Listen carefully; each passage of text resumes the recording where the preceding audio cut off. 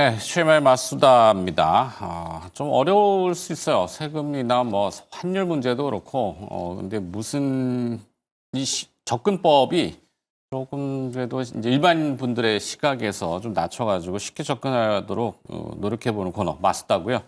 전자공시생 블로그 운영하고 있는 장우진 팀장과 조근조근 얘기를 나눠보겠습니다. 어서 오세요. 네, 반갑습니다. 자, 관세 용어도 많아요. 네. 그렇죠. 네. 기본 관세, 뭐 상호 관세, 보편 관세, 품목별 관세, 상기의 관세, 보복 관세, 반덤핑 관세 뭐 말 많죠. 네. 들어본 걸 좀 정리해 보니까 그렇게 나오더라고요. 각각의 용어 정리를 부탁드릴 수는 없고. 네, 네.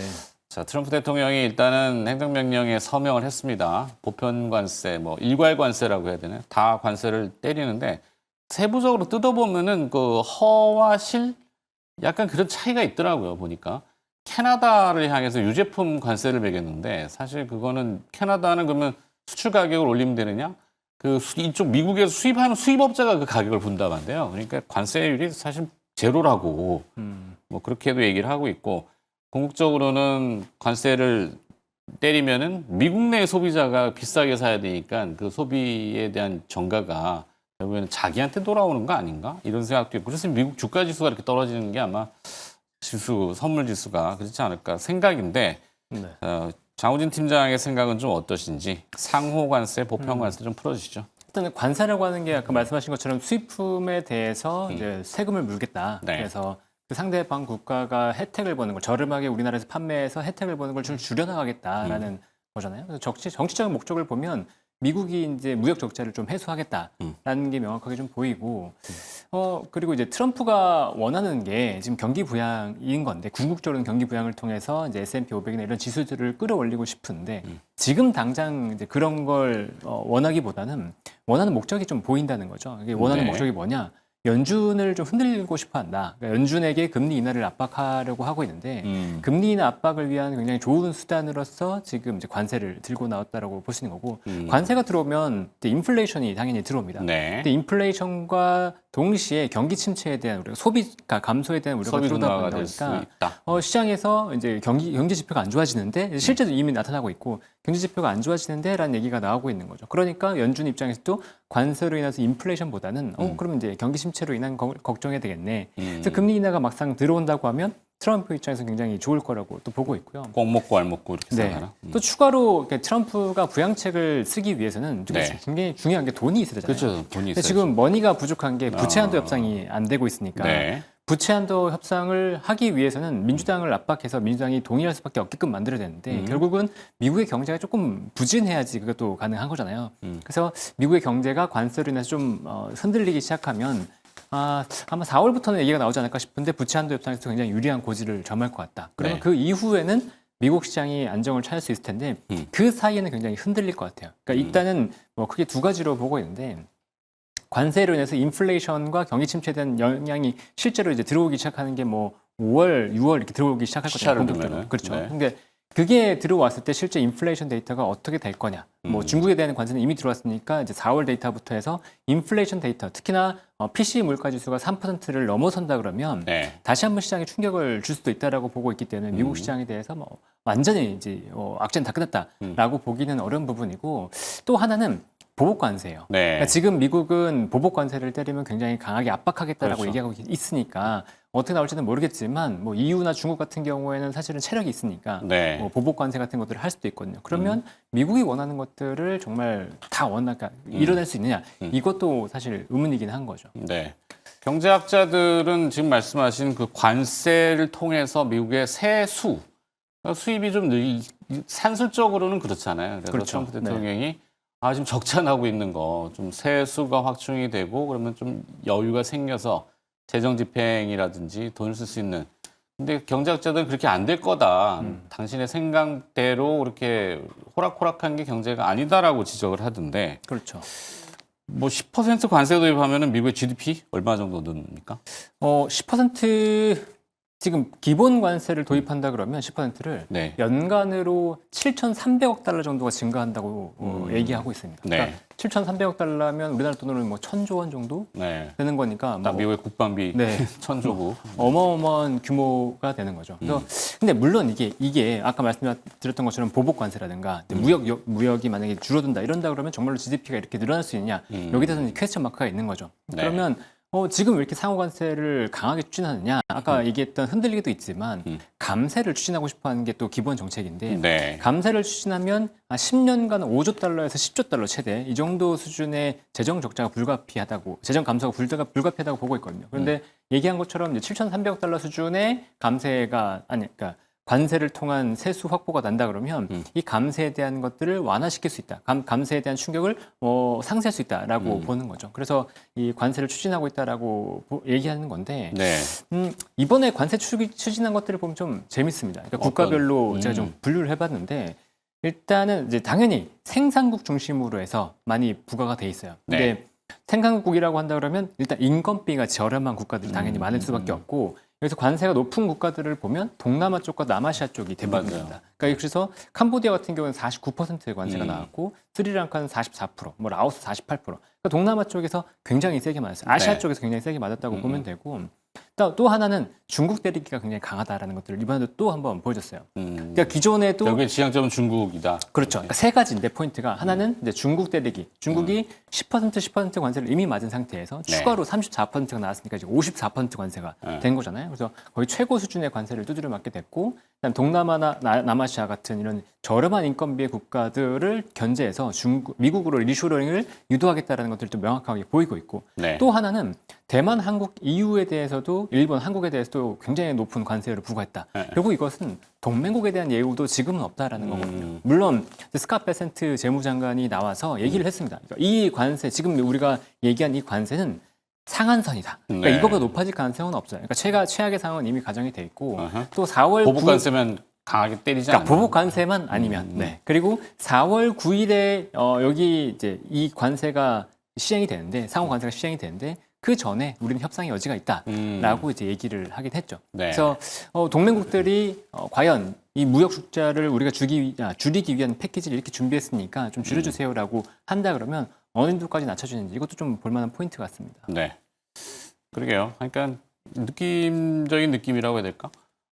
할인 행사를 팍 때려놓는데 사실 알고 보면은 그 할인 받은 그 가격이 뭐 적정가 내지는 약간 뭔가 세부적으로 다 하기에는 인력들이 USTR 같은데 인력들이 다 없잖아요. 그렇죠. 국가마다 이걸 하다가 너무 안 되니까 일단 다 때려놓고 그다음에 이제 깎을 거 깎고 약간 좀 심플하다라고 생각하기도 하지만 모르겠어요. 자, 트럼프 대통령이 우리나라의 비관세 장벽, 이 FTA라고 하는 거, 뭐 문제를 좀 많이 삼았다고요. 네. 이번에도 뭐 연설을 뭐 계속 브리핑하는 거 보니까 한국을 좀 많이 비교한 것 같긴 한데. 그렇죠. 한국이 사실은 한미 FTA가 체결이 돼 있잖아요. 네. 그래서 관세가 없다라고 봐도 됩니다. 물론 일부 무역 장벽이 있는 곳은 뭐 농수산물, 뭐 농물, 그러니까 곡물 같은 것들 수입에서 그렇죠. 약간 우리나라가 제한이 있고, 이제 여기 농산 보호를 위해서 그렇죠. 막 삼- 그런 네. 것들 제외하면 사실상 관세가 없거든요. 그러니까 USTR의 보고서를 보더라도 우리나라의 관세에 대한 부분에 대해서 실질적으로 크게 영향이 없다라고 얘기를 했어요. 그런데 문제는 비무역 장벽이 있다, 그러니까 비관세 장벽이 있다라는 거죠. 그러니까 비관세 장벽에서 보면 대표적으로 30개월 이상 된 소를 왜 수입하지 않느냐 이런 얘기가 있었고, 그렇죠. 그다음에 국방 분야에서 절충 교육하지 마라. 그러니까 절충 교육이라고 하는 게 우리나라가 뭐 미국에 무기를 수입한다 그러면 그러니까 수입하는 건 좋은데 뭐 네. 기술이라든가 이런 그렇죠. 것들까지 이전해줘라고 하는 그런 부분에 있어서도 하지 마라. 음. 그리고 온라인 플랫폼법을 비롯해서 이제 디지털 무역 장벽 같은 걸 망사용으로. 없애라. 네. 그럼 수입차 배출가스 규제 같은 것들을 없애라. 그러니까 이런 규제 장벽을 통해서 실제로 미국의 어떤 제품들이나 서비스가 들어가지 못하게 막고 있는 것들을 해소해라라고 얘기를 한 거죠. 그러면서 이것들의 실질적인 관세 장벽이 50%니까 이거의 절반인 25% 관세를 한국에 부과하겠다라고 얘기한 건데요. 여기서 이제 협상의 여지라고 한다면 우리가 미국에 실질적으로 부과하는 관세가 없다라고 얘기할 수는 없을 것 같고, 우리는 여기에서 그럼 미국에 대한 우리의 비관세 장벽 같은 걸 낮춘다거나, 그러니까 규제 완화 같은 걸 한다거나, 아니면 무역 적자를 줄이기 위한 어떤 행동을 보이는 게 굉장히 중요할 거라고 보고 있습니다. 네. 대표적으로 지금 얘기가 나오는 건 미국의 에너지, 그러니까 지금 LNG를 많이 개발하려고 하고 있으니까 미국의 LNG를 대규모로 수입한다든가 라는 형태로 우리나라가 어차피 쓸 수밖에 없는데 그렇죠. 다른 나라에서 수입했던 것들을 미국으로 전환해서 미국의 대미 무역 흑자를 줄이는 형태의 어떤 협상이 좀 가능하지 않을까라고 생각을 하고 있습니다. 네. 자, 환율과 관세. 이거 어려운 주제인데. 일단은 뭐 관세만큼 우리 일부 입장에서 만약 25% 관세 맞았어. 그러면 산술적으로 가격에다가 수출하는 가격에 한 10% 올리고 그다음에 환율로 한 5% 절하시키고 막 믹스하는 거죠. 네. 그러면 사실 가능할 수도 있죠. 상계를. 근데 미국이 그걸 뭐 그냥 지켜보진 않을 거고. 지금 그럴 수는 없는 상황이죠. 뭐 제2의 플라자 합의까지 얘기가 나오고 있으니까. 네. 스티븐 미란이라는 분의 이제 미란 보고서를 보면 거기에서 지금 나왔던 것들이 대기 다 지금 진행이 되고 있잖아요. 상호 관세도 그렇고. 네. 근데 거기에서 제2의 플라자 합의, 그러니까 말하라고 협의를 진행을 해야 된다라고 예전에 얘기를 엔화를 한 쫙 거죠. 절상을 시켜버렸던. 그렇게 된다 그러면 이제 달러는 절하가 될 거기 때문에 지금 상황에서 원화가 약세로 갈 거기 때문에 원화 약세의 수혜주를 찾아야 된다라고 보기는 조금 애매한 상황인 것 같아요. 그래서 네. 환율 수혜주를 지금 뭐 강하게 베팅한다 이런 거는 아닌 것 같고 그렇죠. 오히려 관세에서 약간 무풍지대에 있는 기업들을 좀 본다던가 아니면 이제 4월에서 조금 넘어간다, 4월 중순 이후로 간다 그러면 관세 충격에 대한 건 어느 정도 좀 감안해 주가가 하락을 할 거기 때문에 그 이후에 반등할 수 있는 기업들을 오히려 보는 게 맞지 않나라 두 가지 전략을 좀 보고 있거든요. 그래서 네. 지금 상태에서는 그러니까 관세 충격이 없는 섹터를 보고 그 다음 스텝에서는 이제 관세 충격이 있어서 조정을 받았던 그런 섹터들 중에서 실질적이 성장할 수 있는 기업을 보자라는 게 지금 맞는 것 같습니다. 그렇죠. 그냥 쉽게 생각하면 우리나라가 이제 수출 주도형 국가, 뭐 대외 의존도가 높은 국가 이렇게 인식이 돼 있잖아요. 그렇죠. 내수가 한정적이다라는 고정관념 그리고 또 현재와 같은 상황 뭐 완전히 신체 엉망진창이잖아요. 뭐 그렇죠. 자영업하시는 네. 분들 뭐 제 주변에도 이제 하시는 분들이 있지만 가보면 되게 정말 막 뭐라 여기까지 꽉 차 있는 너무 안쓰러워 그래 좀 팔아드리려고 하지만 한계되어 있는 거고 저도 자 이 관세에 조금 잘못되면 다 내수 업종이잖아요. 소비 업종. 그렇죠. 네. 거기에 뭐 일부 좀 피해가는 그런 수출 업종 이런 걸 봐야 되는데 어떤 것들이 좀 있을까요? 일단은 지금같이 굉장히 시장이 혼란할 때는 개별 기업 이슈들이 굉장히 잘 먹혀요. 오늘 뭐 개별. 유일 로보틱스 같은 경우는 급등하고 있는 게 SK에 SK 온? 투자를 하니까, 네, SK에서 투자를 한 예전에 우리 레인보우 로보틱스 봤잖아요. 삼성그룹의 네, 네. 로봇 회사가 되니까 주가 급등하는 걸 보았으니까 SK가 찍은 로봇 회사라 그러니까 또 유일 로보틱스가 주가가 오르고 있거든요. 그런 것처럼 개별 이슈들을 볼 수 있고, 학습 효과군요. 그렇죠. 그다음에 SPC 삼립을 보면 최근에 크보빵이라고 빵. 네, KBO 빵이 엄청난 히트를 기록하고 있습니다. 이 야구. 야구빵. 오, 네. 요즘 뭐 야구는 성황리죠. 그렇죠. 이제 막 개막했으니까 이 인기가 금방 식을 것 같지 않은데 2022년에 포켓몬빵 기억나시죠? 네네네. 그 띠부실이 들어있어서 어린아이들이 그걸 먹으려고 엄청나게 먹었었는데 이게 3일 동안 88만 봉이 팔렸었어요. 그 당시 출시하자마자. 근데 크보빵 같은 경우에도 215명의 선수 띠부실이 들어있거든요. 크봇이 뭐예요? 크보, KBO. 아, KBO. 네, 그걸 크보라고 얘기합니다. 네, 실제로 크보빵이라고 얘기합니다. 네네. 네. 어쨌든 그 크보빵, 로봇인 줄 알았어요. 네, 크보빵을 사기 위해서 정말 뭐 줄을 서는 것까지는 아니고 그러니까 사람들이 계속해서 방문해서 빵이 네. 있나요? 물어볼 정도가 되고 있거든요. 그래서 그 띠부실을 모으기 위한 작업을 하고 있는데 지금 3일 동안 100만 봉이 팔렸어요. 그 포켓몬 빵보다도 속도가 굉장히 빠르다라고 볼 수 있고 네. 어쨌든 SPC 삼립은 개별적인 기업의 실적 이슈이기 때문에 이거는 시장 흔들림과는 상관없이 좀 좋을 거라고 예상을 하고 있고요. 그다음에 아까 내수 얘기하셨는데 사실은 네. 저는 내수만 가지고는 사실 쉽지 않은 것 같아요. 그러니까 우리나라 국민들의 어떤 소비만으로는 지금은 이제 히트작이 나오지 않는 이상은 네. 쉽지 않은 건데 여기에 이제 2014년에서 2016년 우리가 시장 상황을 본다 그러면 중국인 관광객이 유입이 되면서 내수가 확장됐던 시장이 있었습니다. 시절이 있었습니다. 그러니까 네. 중국인 관광객 대상으로 한 내수 시장의 확장을 우리가 경험했었는데 그때 화장품들이 굉장히 좋았었죠. 카지노와. 그렇죠. 근데 지금 약간 비슷한 국면으로 갈 가능성이 보인다는 거죠. 그래서 한한령 해제에 대한 기대감이 있고 10월에 시진핑 이제 주석이 경주에 에이펙에 참석한다는 얘기도 있고 그러니까 중국인 단체 관광객들이 이제 들어오기 시작할 거야. 그러니까 한국도 여기다가 또 맞서서 3분기에 한시적으로 단체 관광객에 대한 비자를 면제해주겠다는 얘기까지 나오고 맞죠. 있거든요. 그러니까 이러면 중국인 관광객이 들어오면서 우리나라 시장이 좋아질 수 있다는 기대가 붙는 건데 중국인 관광객이 2016년에 800만 명 최대였어요. 네. 근데 작년 기준으로 460만 명까지 감소했거든요. 근데 저는 2016년 이상으로도 갈 수 있다고 보고 있는데 이게 관광객 100만 명당 GDP 한 0.08% 상승을 보고 있습니다. 그러니까 400만 명 정도 증가한다 그러면 0.2에서 0.3% GDP가 증가하는 효과가 생기는 거죠. 그러니까 우리는 지금은 2014년대를 생각하면서 다시 중국 관련된 주식들을 좀 봐야 된다라고 생각을 하고 현재 이제 과거와 같이 뭐 LCC라든가 뭐 화장품, 면세점을 볼 수도 있겠지만 네. 지금 새롭게 부각되는 게 피부 미용 쪽이에요. 피부 미용.